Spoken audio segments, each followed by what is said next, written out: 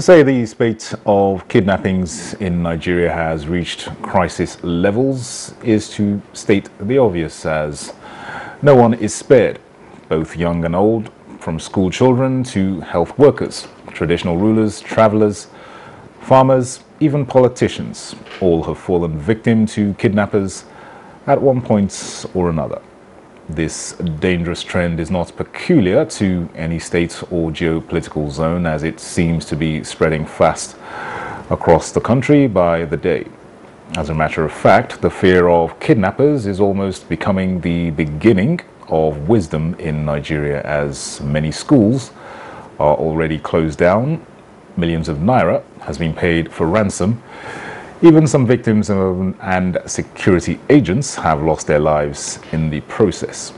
In its efforts to curb the menace, government through relevant security agencies has been trying very hard to either eliminate or arrest perpetrators and bring them to book. Now, why is the spate of kidnappings increasing in Nigeria? What is the impact of this on the lives of Nigerians, especially victims and family members? How many arrests have been made and what has been the outcome? What are the causes of kidnappings, especially in schools, and what are the ways out? Well, these are some of the questions guests shall be providing answers to as we focus on the spate of kidnappings and the way out in Nigeria on this edition of the program. Welcome to Nigeria Today. I'm Dennis Adigunloye.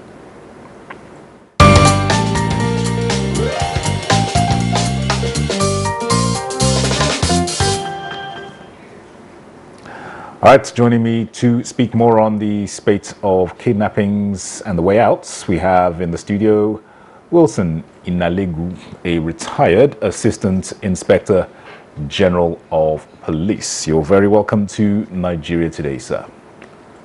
It's a pleasure for me to be here tonight. Thanks for the invitation. All right, how would you describe the spate of kidnappings we're witnessing in Nigeria currently, and what kind of collaboration do you think is needed at this time to curb the menace? We all hands have to be on deck. The security of life and property is everybody's business.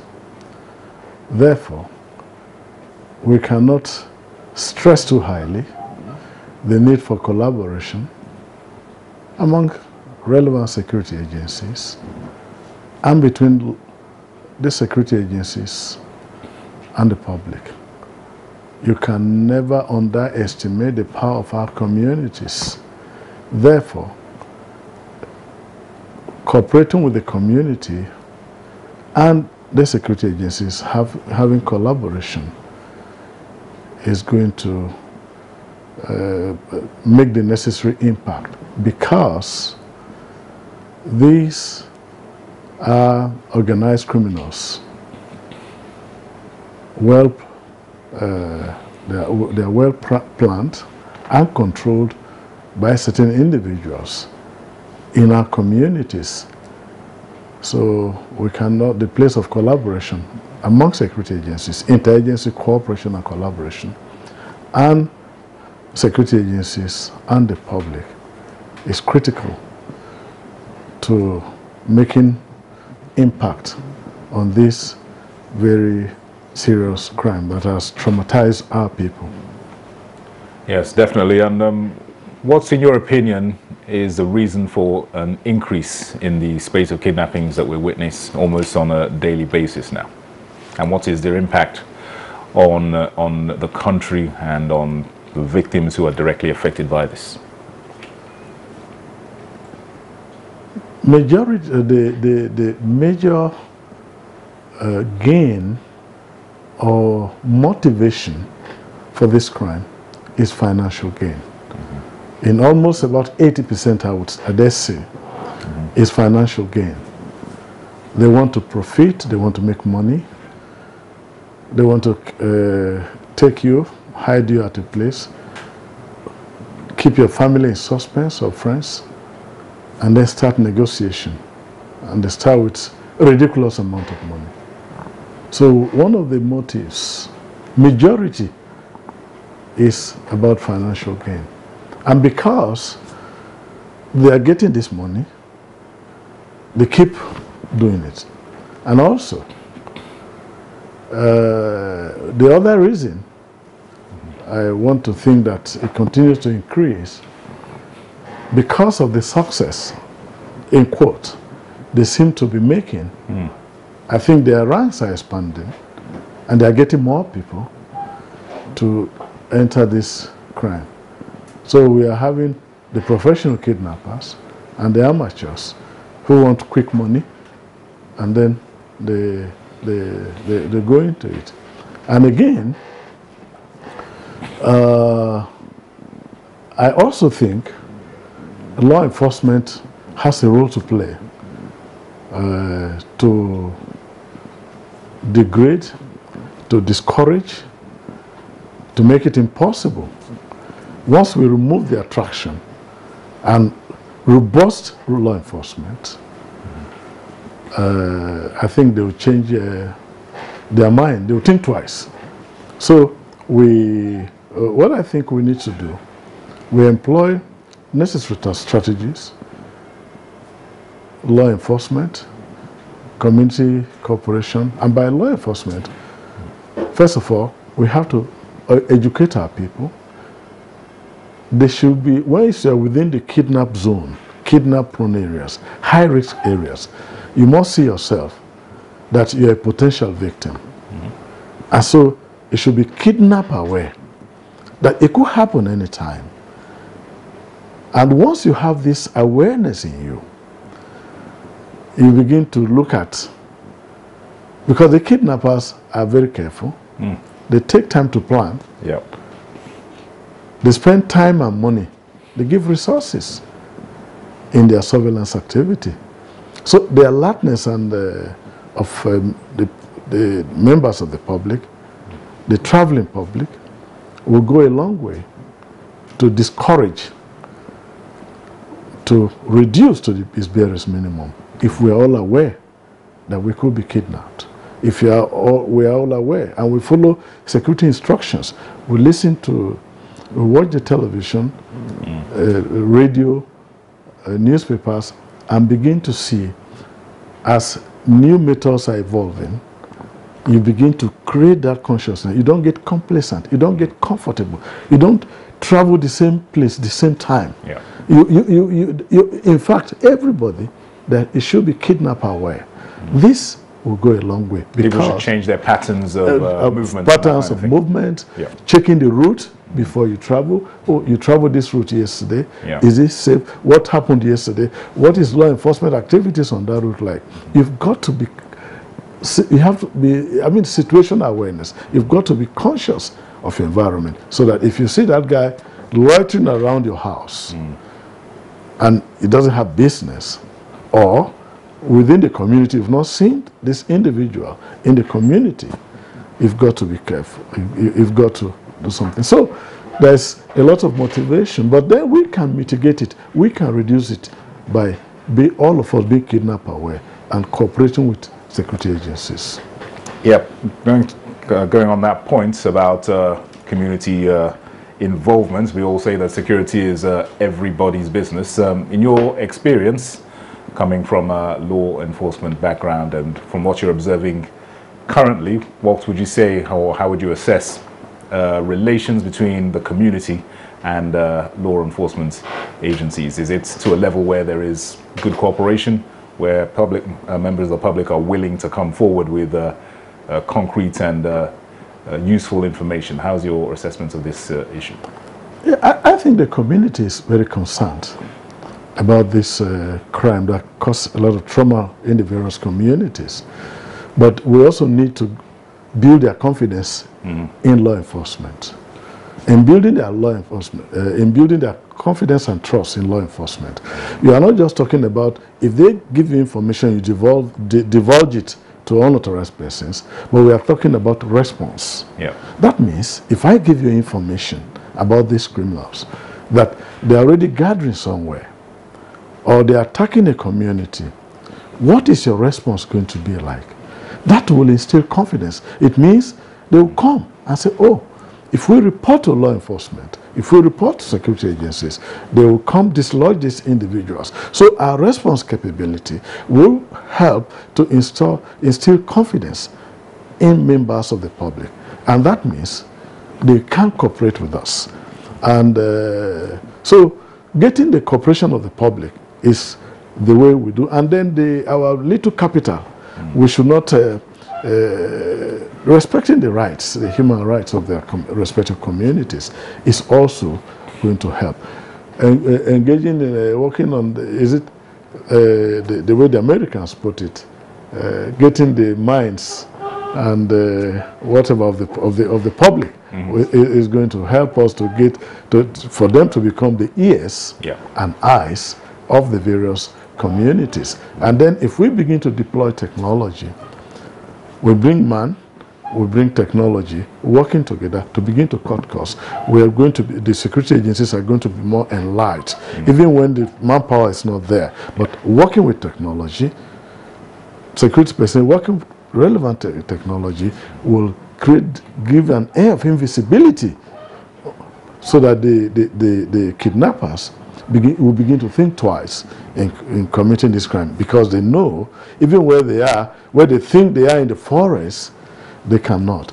Again, just like most of this, apart from the mass kidnap in our communities and in our schools, most kidnaps occur along the route when people travel. That's when most kidnaps, especially very violent, because the guys just spring from nowhere, and the next thing they are hearing firing on your vehicle, and if you don't stop on time, you could get hit and you die in the process. So there is a lot that I believe we can do, but if we come together, we get the confidence of the community. We deploy technology. We equip security agencies, body armor, vehicles, because the vehicles we use are soft body vehicles. One round of ammunition could cause colossal damage, could hit an officer. So once we have adequate arms, radio communication, good rugged vehicles, and then deploy technology. There are simple, very simple things we can do that can. Let me just say, if you permit me. Go ahead. Yeah. Let me just say something. Like I told you, along our corridors, along the routes, there is a lot we can do. If you find out, based on information and intelligence available to security agencies, there are specific locations along our highways that kidnap occur always and always and always. And what will you do about those places? How do you deploy technology to those places? How do you assure the officers who are on patrol along those places? We have suggested to numerous people in authority that, look, basic. If, for example, you have, let me give an example. Like if you're traveling from Nasarawa to Maraba Odege, along the Nasarawa, Maraba Odege to Oweto, local, there is a particular place where you have heroes. Most kidnaps occur in that place. What can you do?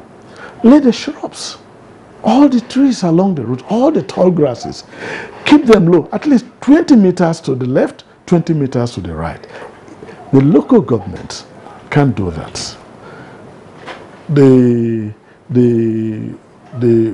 FEMA and others. First of all, you keep the road very safe. You increase visibility. I think it was done in Kogi State. I was the governor, did that.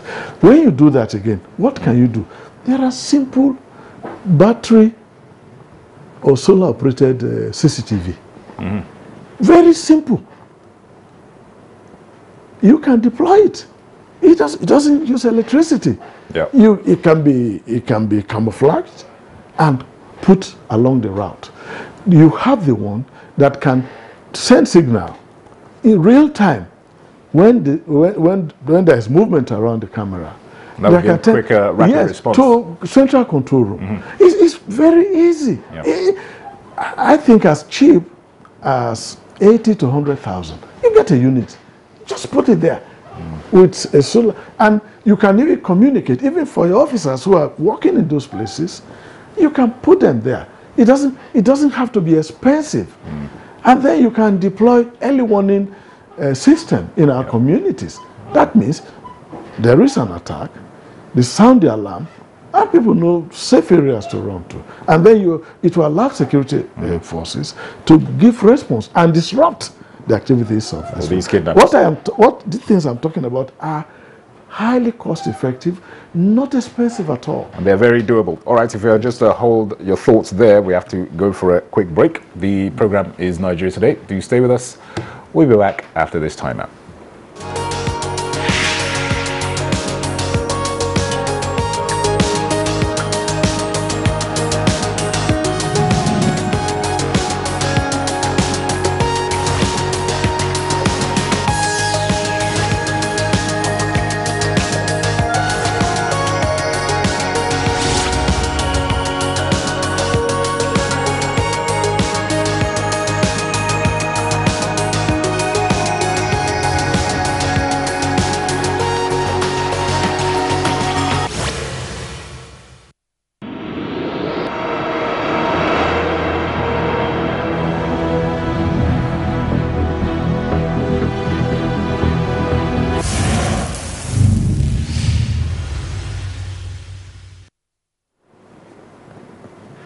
All right, welcome back. It's still Nigeria Today. Our focus is on the spate of kidnappings across the country and the way out. We have Wilson Inalegu, a retired Assistant Inspector General of Police, with us here in the studio. Mr. Inalegu, you talked just before the break about hotspots, kidnap hotspots, and deploying technology and other mechanisms such as early warning systems and all the rest of it. Why is it you think that these ideas that you are putting forth are not readily implemented across board? What are the challenges for achieving this? Is it a lack of funding, or what is the case? Yeah, like I told you, I was Commissioner of Police in Kogi State in 2017. There was extensive work on clearing the road shoulders and even beyond the road shoulders to about 10 meters both sides of the road. And I recall that time, the spate of kidnapping could be reduced. But later, the shrubs will normally grow. And we've tried to recommend it to relevant government agencies that have responsibility for road maintenance and all the rest of it. Because I just want you to take a drive. Take a drive to somewhere like Osun State, in parts of it. The shoulder of the road is even taken over by overgrown shrubs and grasses. When you clear this, you are going to do quite a lot. But I think they are taken on board, because when I read today about some measures that have been taken to reduce that attraction, money, by saying, look, you can't move farm produce from one place to the other in vehicles, you can't move cattle. All this banditry, kidnapping, cattle rustling, they are interwoven. They are the same family. So if you take away, you have to make it difficult for them to get that cash for quid the yen. You have to put measures in place. One, where they can't get that money. Two, how do they use this money? When you do that, if you prevent them from selling, for example, selling cattle in the way they are selling without authorization, you have reduced rustling to an extent. So I think measures have been taken. But I want it nationwide, particularly these areas that kidnap is so important. And I read when the security advisor to His Excellency the Governor of Katsina, when the speech he made initially, it gave me confidence that this guy knows what he is talking about. And so when they begin to Study the situation, study the problem. You've got to critically study the problem. Why? How is it possible that these people are collecting money, they are collecting money, and nobody knows how they go to bank this money? How do you take away that motivation? How do you take away that attraction? That is so important. Two, how do you make it difficult for them to commit? And that's what I've just talked about, that the security agency response capability must be so robust that they know if you come out, they will get you. And that's why I gave you an example, that once you have cameras properly deployed that can send signals and they just get at them, they know that they have nowhere to hide. And then you remove coordination. Organized crime are criminal activities that are well planned and controlled. It means there are people somewhere. There is somebody somewhere who is directing. You should be able to remove that. And that's the area of technology.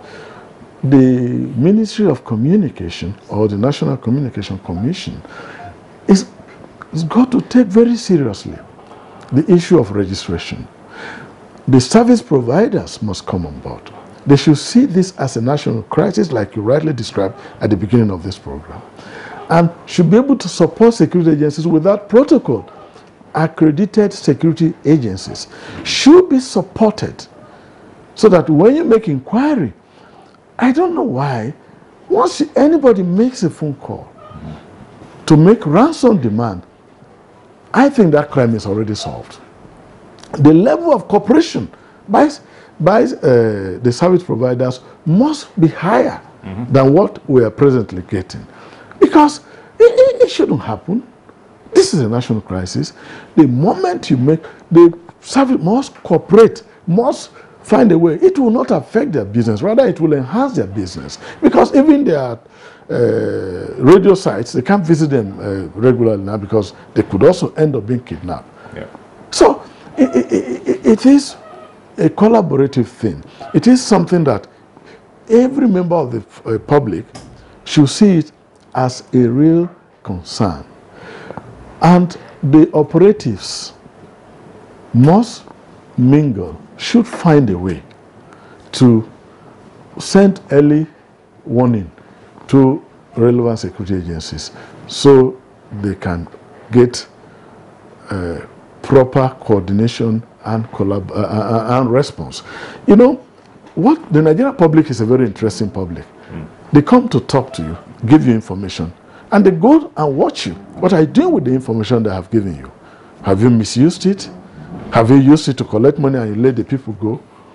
And it's quite easy. Again, these forests, yes, they are very large, but they move. People who have been kidnapped, they will tell you, from 1 a.m., they are calling their loved ones, oh, they will soon finish, they are coming. That's very useful to us. How can we monitor these telephone signals? It's going to help us. So the issue of technology is so... Look, there is just nothing. We need a code to decode how are they able to move in mass and attack. Take 200 people or 100 people and go. We must get to the root of that. So that this attack will no longer be surprise because we would have been well prepared to confront them. Certainly taking the elements of surprise out of it would certainly go a long way to curbing this menace. Retired AIG Wilson Inaligwu, many thanks for sharing your thoughts and giving us an in-depth analysis of the current situation as it is, and we certainly hope some of your suggestions will be taken on board and the situation will be improved greatly. Thank you for your comments. Pleasure is mine. All right, and thanks to you out there for watching. Nigeria Today is every weekday at 7:30 in the evening. You can also watch this and other editions on youtube.com/NTA News 24 Hub. I am Dennis Adigunlo. Thanks for watching.